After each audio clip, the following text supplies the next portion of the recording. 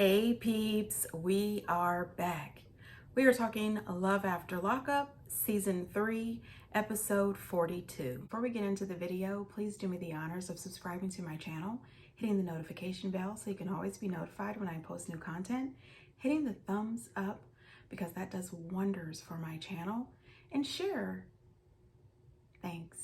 So before we get into the show, I saw an interview with Dante over at one of my favorite channels, Sherelle's World, and I'm gonna put a link to Sherelle's interview in the description box, so if anyone wants to go to check it out. Dante is a lovely guy. Watching the interview, I did feel bad for calling him an idiot from time to time, even though from time to time, he's an idiot. He seems to be a very kind, loving guy who just wants to be loved, and he keeps finding it in all the wrong places. And my hope for him is that he learns a lesson from this situation and stops dating women who are only dating him for what he can give them financially. I really, really like him. I just, get rid of the torso and find someone who loves you for you. And it doesn't matter what race the person is. If they love you, love them back. But if you keep dating these women that treat you like this is just gonna be a cycle. It's gonna keep happening to you. And I really hate that.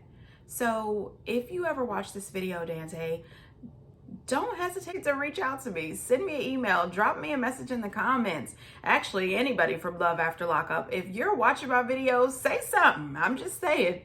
So the show starts out with Dante and Nicole. So that's why you won't give me the right, because you with this mother. You know who I am, bro? Nah, I'm her man, dog. I'm the she was just with 5 minutes ago. What's up, Nicole? I'll explain to you. You serious? You just met my mama, bro. You look at my mama's face and lied, bro. You know what I've been through. And you gonna do me like that? After all this I done did for you? You serious?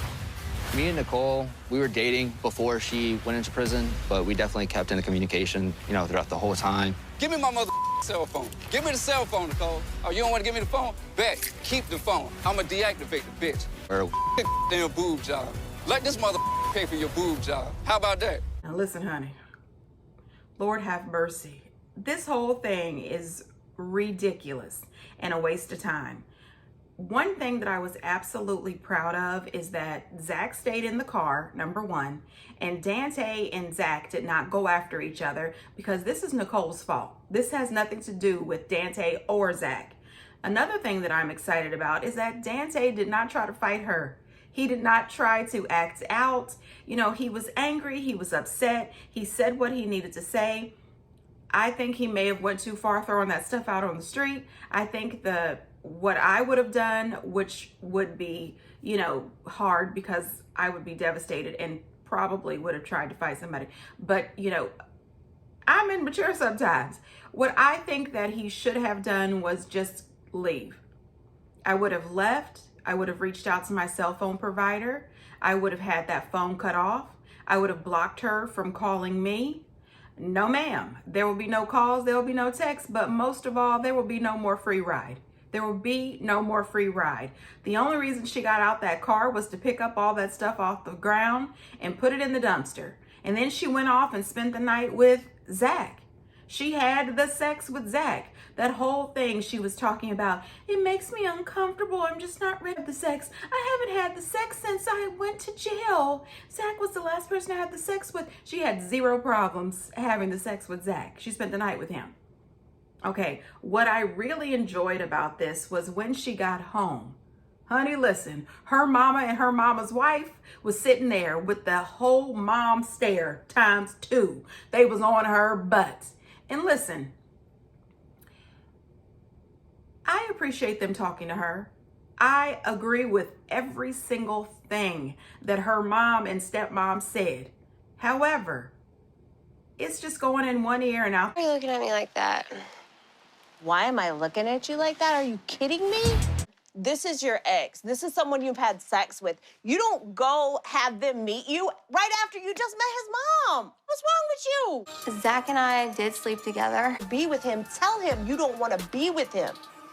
You don't just treat people like that. I'm sorry. I think Nicole wants to believe that she really cares about Dante so that she doesn't feel bad about the way she's treating him. You gotta know how much that hurt him. Yeah. That man is head over heels for you. And while you might think he's a little strange and everything, the fact that all he did was yell a little bit actually impressed me. I think you owe Dante an apology. I know. It wasn't fair to him. I know. You used him. I know. You used him. As much as he spent on you, I'm sure that took a long time for him to earn. And you just took it. Think about how much that's gotta hurt. He thought that you loved him back. I feel bad about my actions. I do. This girl has absolutely no shame. She does not care about that man's feelings. She does not care that she has hurt him. And she's just a user. She's a user and a con artist. As soon as she gets in the house, she's still smiling and she's on the phone that he pays for because he still hadn't cut it off. Dante, what? That phone should not be working, period, okay? Anyway, she's on the phone texting, I think, Tia, trying to hook up. You know what? She's just trifling. She's just trifling and she's for the streets. Dante, you need a nice girl. You need a nice girl. I'm just saying, buddy, listen. Let your mama find you somebody, you know, so you can get rid of the torso and, you know, buddy, I feel for you. I really do. Moving on. Dan and Lisa. Whew. This man does not get less creepy by the episode. No, he gets even more creepy. So she's been out of jail for a week and she's been at hotel after hotel for a week. She is going through all of her stimulus money that she had saved while she was in jail. And so what other choice does she have? She gives Stan a call. Oh yeah, she's willing to talk it out. Let's work it out. Let's see what we can do. You know, she is paroled to Stan's house. She has been in touch with her parole officer who tells her that she understands, you know, that she's at this hotel. So her parole officer is being really kind due to this situation. However, she says that she is running low on money and she's paroled to his house, so she needs to get back to Stan's. Plus, we already know Stan promised her a car and she was going to try to see if she can get him to take care of her apartment so she can go live by herself. Honey, listen.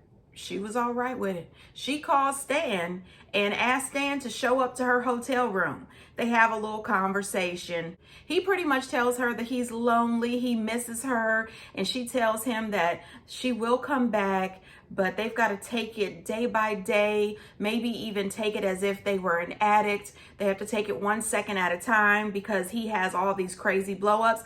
I mean, that man's temper has a hair trigger.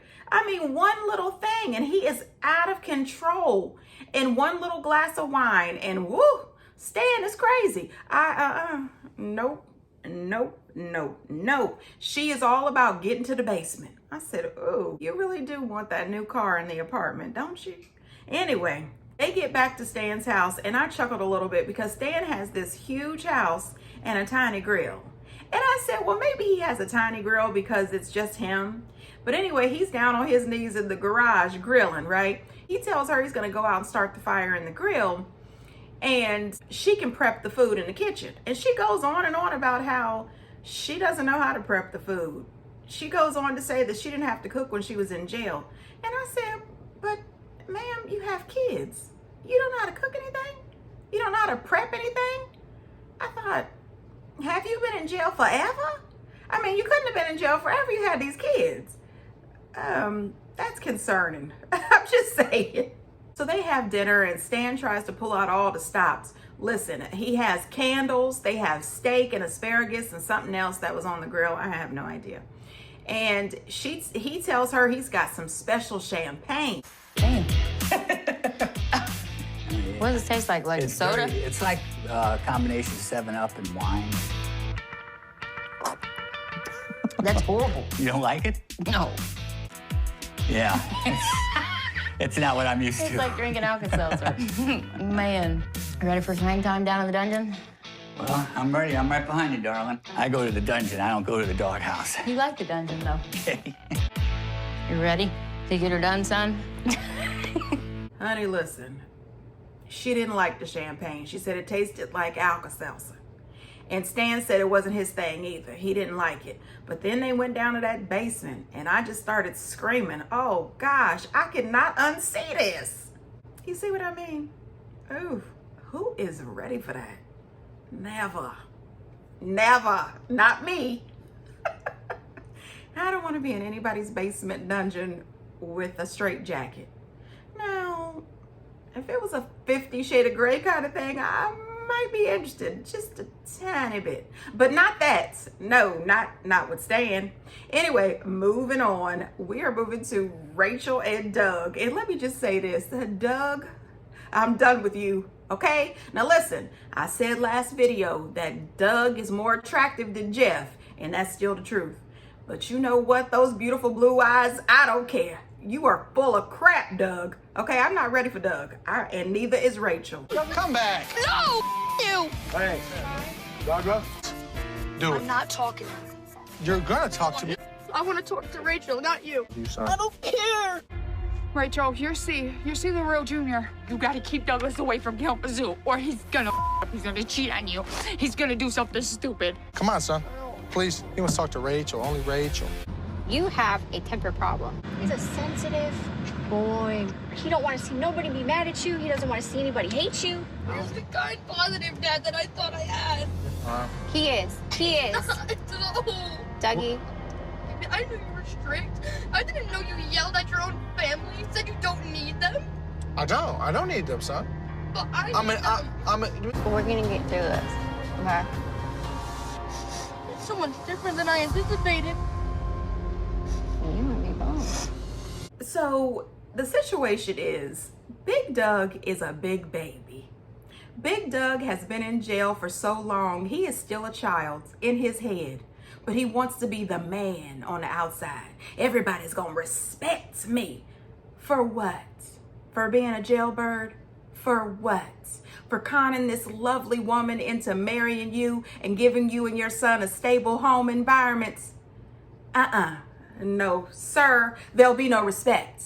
Nope, you have to earn respect. People are not just out here giving respect just because. Heck no, respect that woman and respect little Dougie. And then you'll get some respect. And on top of all that, you are sitting here at your parents' house. Your dad is sick. He has liver issues.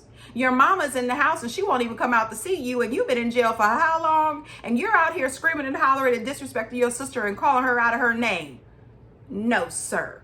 What are we supposed to respect? I don't respect that. And I also don't respect how you tried to strong arm little Dougie. No, he doesn't know you. You are coming into this boy's life after being gone for 11 years. And you're trying to tell him what to do and how to do it and how to feel and trying to be smart with him. Boy, slow down and back the hell on up. Okay, you have not been a father to him, so you can't just jump in and try to make that little boy respect you and follow you. He doesn't know you. Now, I also want to say that little Dougie, his mouth is crazy. Do you hear me? He told his dad he don't want to F and talk to him. Little Dougie talks to grown-ups terribly. Okay, so listen, I know little Dougie has been through some things, but that is one thing that Rachel does need to work on with little Dougie, the way he speaks to adults. Okay? You're a child, and as my mom used to say to me, stay in a child's place. Watch your mouth when talking to adults. Now, am I on little Dougie's side? Absolutely. Absolutely. Little Dougie loves his Aunt Crystal, and he just watched his dad blow up on Aunt Crystal, call her the B word, call her a junkie. He went in on Aunt Crystal.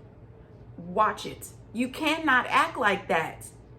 Personally, I was a little bit upset with Rachel because the first thing that I would have done as soon as Big Dougie popped off would have been to put little Dougie in the car and tell Big Dougie in his ankle bracelet he's got 2.3 seconds to get in this car, or we are out and you are left and back to jail. I'm just saying, watch your mouth out here. This is ridiculous. We are acting a fool out here in the front yard in front of the whole family and all the neighbors on the streets. I do not like to be embarrassed. What are you doing? At one point, little Dougie was in the car. Big Dougie is yelling at him, and all little Dougie is saying is, I want Rachel. Yeah, of course he does. Rachel is the only one that shows that little boy some love and respect. She wraps her arms around him and she takes care of him as if she's his mama.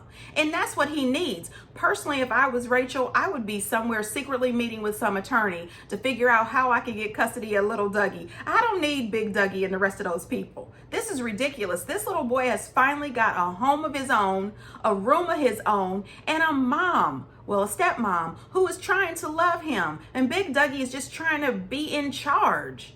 Then Crystal is talking to Rachel, and I said, oh, wow. Why didn't Rachel have this conversation with Crystal a long time ago? If you want all the things that life has to offer, this life, this home, communication needs to happen, the counseling needs to happen, the team playing needs to happen in this house, because this is going to make or break Dougie. You're not gonna give me an ultimatum, though. That's not how this is gonna work. We will communicate better. We will work on that, but you're not gonna give me an ultimatum. We plan on having a baby. Don't give me no ultimatum about no damn baby. I love you. But communicate differently, or get the out. Honey, listen, let me just tell you this. When family members start to warn you, you better have your eyes open.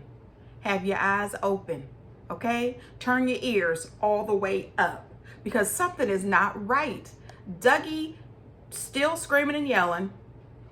The sister tells him that he's going to be back in jail in 60 days. I said, well, look, buddy, she gave you a little credit. That's 20 more days than you were out the last time. He starts screaming at her, can you pass a drug test? I mean, it was ridiculous, ridiculous. Now, that left me in tears. Little Dougie is screaming for love and support. He wants to know, where is that nice dad that he had when he was in jail? And that's that jail talk. You know, when you're in jail, everything is so sweet. You're so calm. You're so nice. Oh, I can't wait to get out. I can't wait to see you, you know, X, Y, and Z. I'm this good person. I'm your daddy. I'm this, I'm that. And then when you get out, it's mask off.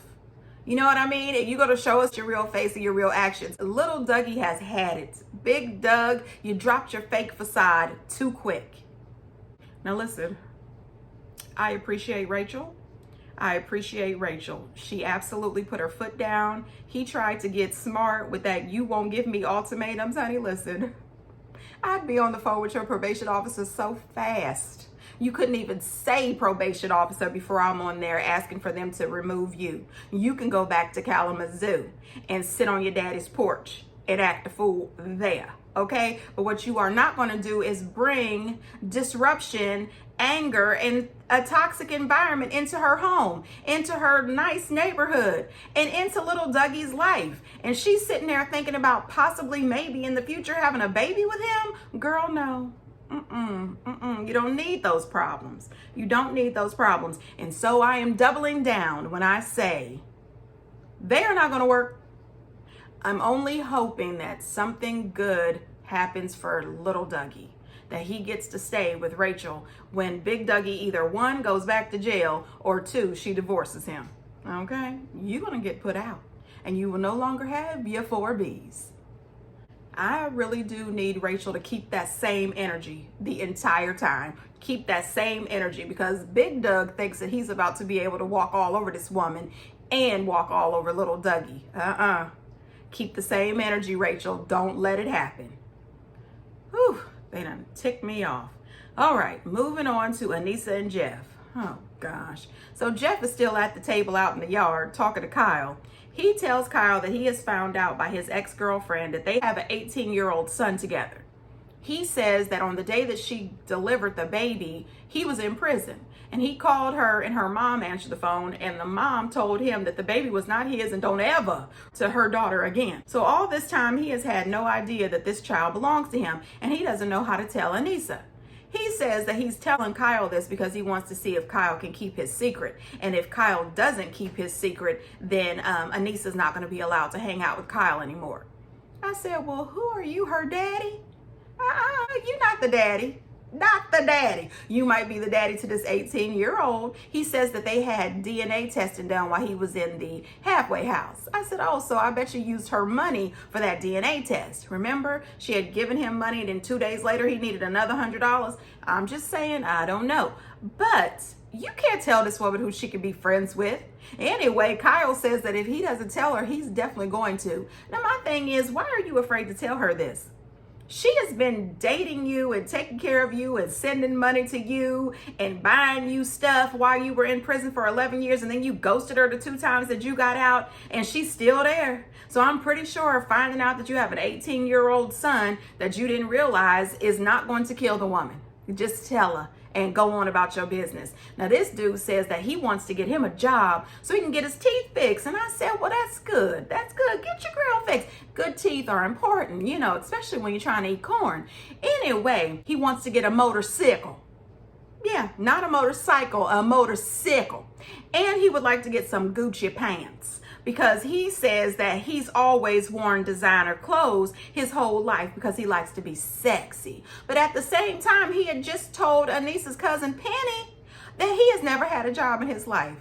So where were you getting these sexy designer clothes from? Were they falling off the back of a truck, or were you doing something illegal? And how is it that you're in your 40s and you've never had a job? Yeah, it's something about that is just not sexy to me. I can't find anything attractive about a grown man who has never had a job. Not attractive and not cute. Anyway, this isn't going to make it. Their relationship is doomed. I'm just saying. Moving on. Brittany and Ray. This couple here burns me up. I don't know. They burn me up. So Brittany has had the sex. She said it was the best sex she has ever had. That's how she said it. Ever. It was the best. And she said that Ray is definitely a love maker. I said, I bet he is. Anyway, they had decided they was just going to lounge in the bed all day. You know, they was going to luxuriate in the thoughts and the dreams of that good sex. Anyway, that plan was quickly eliminated when Ray's overprotected some mother grandmother calls and says she's bringing him over something to eat. I said, wow. You know, a grandma's love is the best.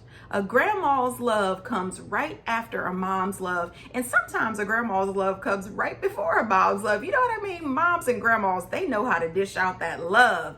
I remember when I was a kid, when it was time for me to leave my grandma's, I would cry. I would throw a full fit. And I absolutely adore my mom. I adore every minute with my mom. But it was my grandma. You know what I mean? It was something about my grandma. And no, you can't take me from this woman's house. And I remember crying the whole way home.